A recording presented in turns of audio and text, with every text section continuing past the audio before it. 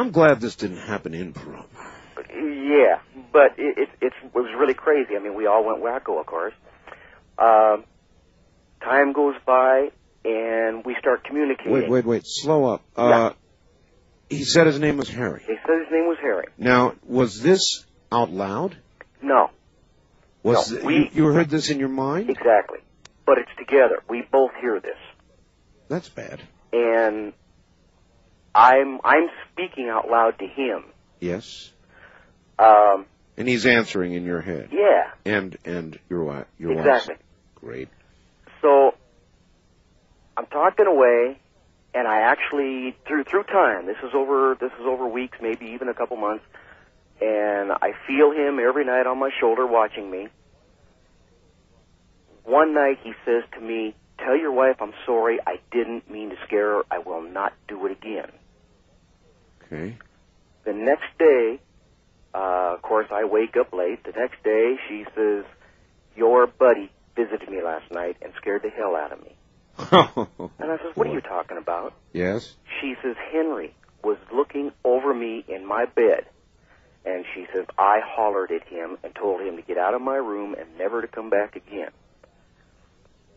I got the wickedest feeling. I looked at her and I says, "That's what he meant." She says, "What?" I says, "He told me to tell you he was sorry and it would never happen again." Yeah. Now, through time, I tried to communicate with him and find out. I did not do any research on it, Art. I was, I guess, scared to find out what I might find out. Sure. Is that when he disappeared? He never did. We moved out of the place, but he communicated with us until the time we moved. And he told me he was killed in a fire in the home. I said, "Well, where was this fire supposed to be?" And you never researched it? Well, I found where the fire was. You did? I found where the fire was. He told me where the fire had been and how I could find boards. And I went to the far end of the house. Mm-hmm. This room was, the front room was very, very big. It was very beautiful. Now, like I say, this was an old house, but it was still beautiful. And it had been redone. I went to the far end of the room where the stairs start going upstairs. Yes. I removed a board, and there was burnt charcoal lumber underneath it. Oh, man. And that's really all there is to it. He never meant to hurt anybody. That's enough. He was neat. Well, your idea of neat. I very much appreciate your call, sir, but I don't know that that's my idea of neat. That's more than a coincidence. I guess if it happened to you and it didn't come to you in a frightening form, it would be, his word, neat. But I think I would have to experience that calm and that lack of concern and worry personally before I would regard it as neat. Burning is not a good way to go.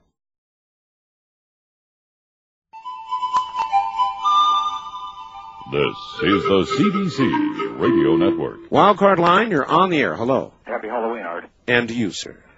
About 1982, I had just remarried, and I was working a swing shift. And a guy, it was Halloween, we were sitting around talking, and a guy was telling me that his son was putting up psychedelic posters in his bedroom, yes, and something kept tearing them off the walls. And I asked him where he lived and found out that he was kind of close to where I lived. And my buddy and I and our wives went out one night, summer night, 8 months later, and took a Ouija board in the back of my pickup truck. We parked in a deserted canyon, a box canyon adjacent to this housing tract where this man lived. And my wife and I started playing with the Ouija board, and it has never worked for me, so I couldn't get anything. Well, then Conrad, my friend, and one of the girls tried it, and nothing happened. And then the two girls tried it, and they started asking questions and started getting answers that there was a spirit there. Mm-hmm. And my friend Conrad is making notes on a pad of paper. And I was sitting there, and all of a sudden I got this real weird feeling come over me. And we had some folding chairs, and I picked up a folding chair and went over to the edge of a ravine and just sat down and had this calm. And then the next thing I know, my buddy Conrad is shaking me. He says, "Dick, are you okay? Are you okay?" And I said, "What happened?" And he says, "Listen to this." And he'd come over with a tape recorder, and I had been sitting there chanting some really weird stuff, and he had it on the tape recorder. Oh, and he says, what is this? And I says, I don't know. I says, I don't know where it came from. Well, then Conrad got a weird feeling. We went back to the truck. The girls were sitting there kind of shook up. And then Conrad went and sat in that chair, and he had the paper still in his hand, and he started writing. And he wrote 3 pages of what would look like, at the time I thought like maybe kind of Chinese. And then later I found out it looks like what the Lakota Sioux writing used to look like. And we don't know what it was going on. We knew there was a spirit there or something, and I said, let's get out of here. And so we started picking up our stuff and putting it in the truck, and Conrad's wife, who was slight in stature, all of a sudden jumped out of the truck and was standing there like she was a man. Big, her arms flexed out to her side, and her voice came out in this low voice, and she started talking to us in English. And I don't remember everything that she said because we talked to this spirit that was coming through Barbara for a long time. But basically what we found out was there was a hunting party of Indians up in this Box Canyon. Yes. They got ambushed and by like a rival Indian tribe. Yes. And they didn't bury them. And their spirits were lost in this Box Canyon, and they haunted the housing tract when it was encroaching on their area. And Conrad, my friend, told them that it was time for them to go home and that they should take and cross over and that he would guide them. He says Conrad had like a spirit guide for himself.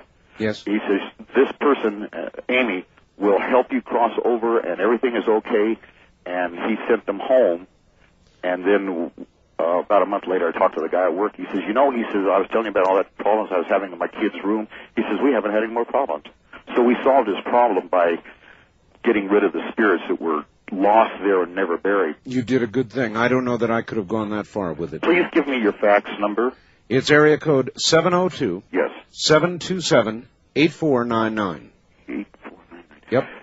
Do you have a blue picture of Charlton Heston or David Canary in your house? No comment, sir. I appreciate the call. Well, I don't know that I would have lasted that long. That's possession. Automatic writing. Speaking in tongues.